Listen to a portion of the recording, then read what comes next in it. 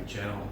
I'm always working on 3 or 4 steps ahead on different projects, but I'm gonna let you in on this one. I've been getting pretty bored with the Chevelle. It just, LS swap, it's reliable, it's got holley, AC, all the suspension's done, does burnouts. I'm bored with it. I like to build cars. Driving is fun, but that's not my pastime. I like to build them. So I got bored with the Chevelle, and I was playing around in the shop and digging through some boxes and things of stuff I had squirreled away, and I happened to find something. T70 turbo, a master power. This is old school. Got this about 15 years ago from a buddy. Turbo technology has come a long way since then. So in preparation for getting a turbo kind of in this area over here, there's a lot of stuff that has to happen before that. Obviously my long tubes that are ceramic coated and fit perfectly up under the frame rail are no longer going to happen, along with most of the exhaust. It goes from the headers back to 2.5 inch, and I want a 2.5 inch just to keep the noise down a little bit, because at NA levels that's fine, that's plenty. 2.5 inch went to 2 cutouts right out of the header, the electric cutouts, so I can be loud if I want to, and then when I'm driving or just want to relax as I cruise to a car show 4 states away, I can be not as loud. Right after that I put some catalytic converters. I did that because high flow cats, they don't take any power away, and my garage does not smell like gas all the time, and the wife don't complain. So did cats, X-pipe. After the X-pipe I went to those Jags Flowmaster knockoff. Basically they're like 40 bucks a pop, and over the axle, and then tips out the back, so quiet as possible for the drives, and then cruise ins and things, hit the loud button and it gets loud. That's all going to go away. To do this as efficiently as possible, because I'm not spending just a cheap turbo kit. It's probably $3-4 grand for like a CX Racing, and it kind of fits. So I want my stuff to fit and look clean, so I'm going to try to do that as best I can, because I'm not a professional, but I do build things, and see if we can make this look clean, run well, and not cost an insane amount of money. So best way I found to do that is I'm just going to use a driver's side stock manifold. Shoot me out this way. I'm going to do a little connector pipe down here below the bell housing, between the bell housing and the engine. Hopefully I got enough room. This car is really low. And then I'll do one of those little eBay log manifolds on this side. That should put the turbo right about here-ish, and should still keep this area looking somewhat clean. I don't want it, I kind of tried to keep it where you hit all the wires and everything. Obviously this is a mess right now, but most everything is hidden, except for my windshield washer parts, which OPG says it's been on back order for 1.5 years, so thanks, but that looks like that. Anywho, we're gonna try to put the turbo right there, shoot the exhaust down. I think I got enough room there. I can fit a 4-inch down pipe. I might have to move my coils and stuff over a little bit. I'd rather not put it out the fender just because I don't want to cut into the car, but we'll cross that bridge when it gets there. So that would take care of the hot side pretty much. I'll have to have off the log manifold. I'll probably either this way or that way. I'll put my blow off or my wastegate cooler piping. It's probably going to have a 90 in it. I don't think there's any other way to get around that. No matter if I go down this way or this way or this way, it's got to go that way to get to where the intercooler is going to be. So I hate doing it, but there's going to be a 90 off of that. I'll have some 3-inch aluminum tubes that'll come over in here. I've already started down here, but we'll get that in a second. Intercooler is going to live in this area. Come back out the other side. Blow off valve will be there, and there you go. Injectors are pretty expensive usually. For a decent set of Deca 80s or a Holley, whatever you're gonna get. Starting the cheap ones are like 400 bucks, and they can get up to 1,000 depending on what you're doing for injectors. It's not the flavor we're about here, if you guys have been watching for a while. So I kind of had to do some of my own backyard ingenuity. If you see my previous video, you've seen this little guy. This is revision 2 of my fuel injector tester.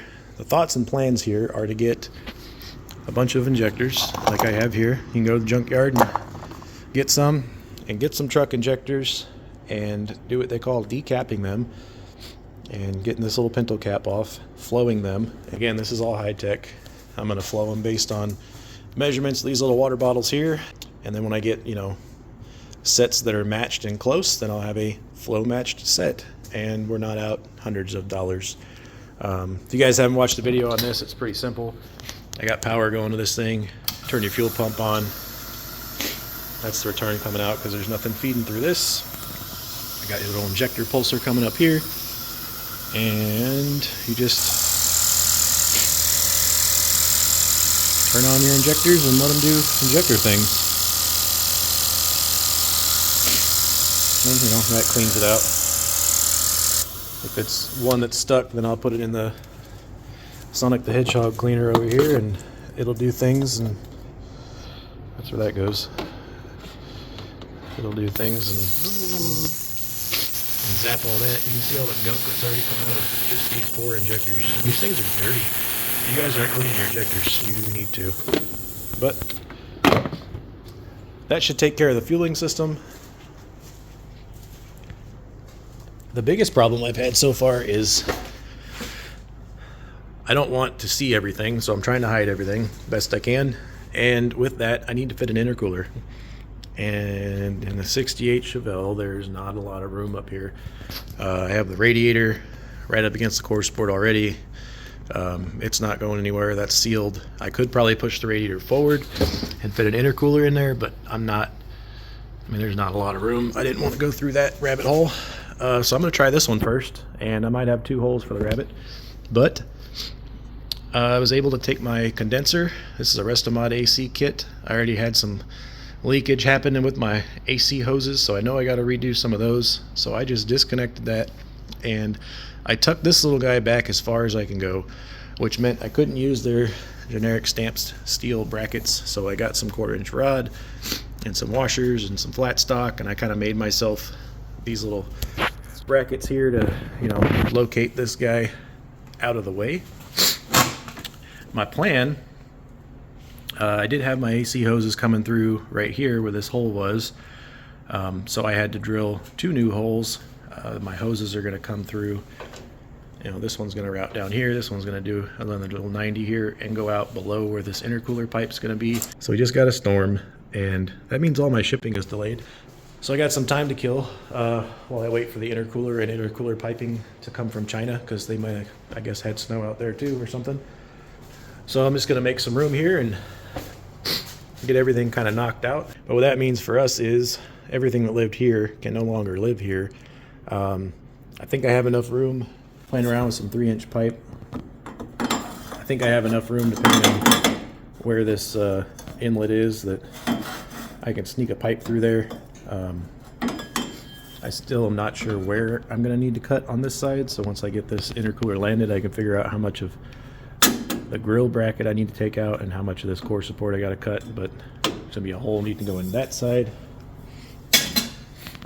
There used to be an air conditioning dryer right there, which has needed to be relocated, and there's not a lot of real estate under here anymore. So we have moved that. Can't see nothing in the light. We have moved that in here. I like to do light things. So ignore this wiring. I'm still in the process of cleaning all that up. But the receiver dryer had to go in there. Again, we operate on recycled things here, so I went to the scrap pile and I had a large washer, trailer hitch pin, and some flat stock, and then 2 more washers, and I made me this little stand, and that's not going anywhere. I mean, it might vibrate a little bit, but I'll probably brace that from here to the fender. I can still get my hose on. Here, and that's just going to shoot, you know, up under through the fender to the firewall. And on this other side here, I'll run a 90 and tuck that hose under this lip right here, and it'll shoot out one of these 2 to there. So that solves the dryer issue. I'm going to have to redo my hoses, like I said, but for now we'll just pull the belt off the compressor and cap those off until I get to feeling like working on AC stuff. But we need it here in Missouri because it gets hot. The other thing I had in here was this power steering cooler. I don't remember what this is from. It's in one of my other videos. I'm sure I linked it. It was a Dorman part from something, but it was ginormous. And I plan to do things that involve turning the steering wheel a lot. So I needed a power steering cooler. This one was mounted, I want to say like this, pretty much in the same plane where it's at now, just rotated 90 degrees. But I needed that depth to drop this intercooler in here, so I had to mount it that way. I'm not sure if I like that or if that's going to stay, but that's where it fit without taking the lines apart. I do have these bumper tow hook holes, fog light holes. I do have these holes here, so I may fabricate something that kind of diverts the airflow, doing, you know, comes in here and goes down into the car type thing. Some sort of ducting, or if you will, but I'll deal with that when it gets to it. But we did all that just for this box. This box is, I just made a mock-up of the core of the intercooler. This is, the core is 24 by 12 by 3.5. This box is slightly oversized so I can get a feel for how things were going to fit. I think I have enough room here. I still have a little bit of a gap on the back side. I'm not going to be running the hood latch and that support bracket, obviously, so I do have these mounting holes here that I can use. Make a little 90 bracket and some flat stock or something across here to capture the mounting holes on the intercooler. And we'll just use the hood pins. I wanted to update everybody and let you know what's going on the Chevelle. It's been hard trying to figure out what I'm doing here, and I found that turbo, and I think this is going to work out great. Stay tuned. I don't know if you're excited, but I'm excited. Cheap little turbo noises is always fun, and if I get 2 horsepower out of this, well, it's 2 more horsepower than I had, so win-win. The nozzles are starting to pile up. Might as well do this while we're in here, so I'm probably gonna end up swapping the cam, because, you know, as Richard Holdner says, every cam is a boost cam, but not the factory one, so we're gonna try to get something else in there. Along with all of the other things that happen along the way. I've never done turbos before, so I'm teaching myself as I go. If you guys have any tips or comments or tricks, or you want to tell me about fuel systems or PCV or dome pressure or any of those types of deals that I'm going to run into, let me know. I think I have this optimized so it should spool pretty quick. I'm going to run a 2-inch crossover pipe from driver's side to passenger side to help that spool up lightning fast, but I don't want to buy any pipe, so conveniently the S10 tailpipe size was 2-inch, and it's got a bunch of, looks like you're drawing your name in the snow, so I'm going to cut a bunch of those angles out, and I'm going to make me a crossover with a little flexi job in there, and that's free. I'm probably going to use some of the V-bands that I had in the Chevelle exhaust just to adapt some things, and, you know, try to keep this as low buck as possible. Like you saw with that AC dryer mount, if I have it in my scrap bin, I'm going to build it. I'm going to try not to buy anything on this. So thanks for watching. If you got any questions, let me know. If you have any tips for turbos, let me know. And we'll see you on the next video of this build. Action on fire. I just wake up and piss excellence, and I want to go fast. You're not first, you're last. I was high when I said that.